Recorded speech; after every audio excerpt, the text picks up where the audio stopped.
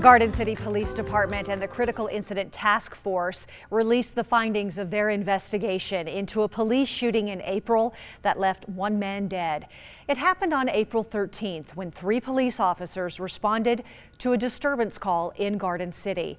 That call ultimately ended in a shooting where police shot and killed 58-year-old Thomas Bunde. After the conclusion of the investigation, body cam video was released along with new information.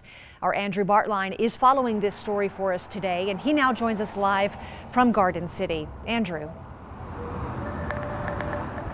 Yeah, Kim, first things first, the prosecutor wants to make it clear that this shooting was deemed justified after their investigation. And as this investigation comes to a close, that body camera footage, as you mentioned, is released, and we're going to play a little bit of that for you. But we do want to let some viewers know that it could be difficult to watch. We pause it at times to block some of the more graphic images. We beep out some of the audio to make it more appropriate, but again, could be difficult to watch. Hello, Garden City. Garden City police officers responded to a call at 12:52 a.m. the morning of April 13th.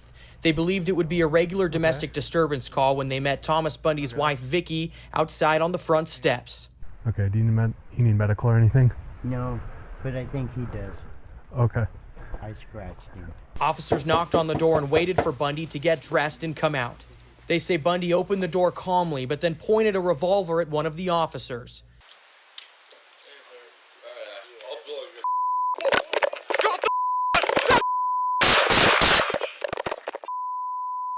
750 shots fired. The officer shot Bunde 5 times, killing him. I can assure you that this incident forever changed the life of his family, our officers, and our officers' families. The Critical Incident Task Force has been conducting an investigation since the shooting under the independent review of Valley County Prosecutor Brian Nogel. I have determined that the homicide in this case was justifiable under Idaho law, and therefore my office has declined to file criminal charges. Ada County Prosecutor Jan Bennett says this process is crucial for public trust. To avoid even the appearance of any sort of favoritism or any sort of question about our objectivity, I have a fortunate ability to work with other experienced prosecutors around the state. During the CITF investigation, it was revealed that Bunde's revolver was unloaded. But with the information the officers had in the moment, they were forced to respond to what appeared to be lethal force. We respond accordingly. They're trained to respond with deadly force when encountering deadly force.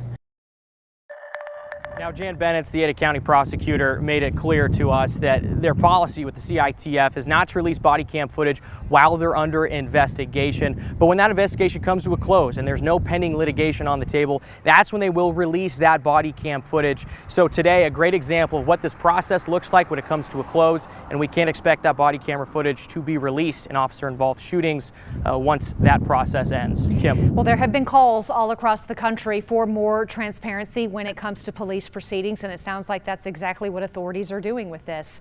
Andrew, thank you.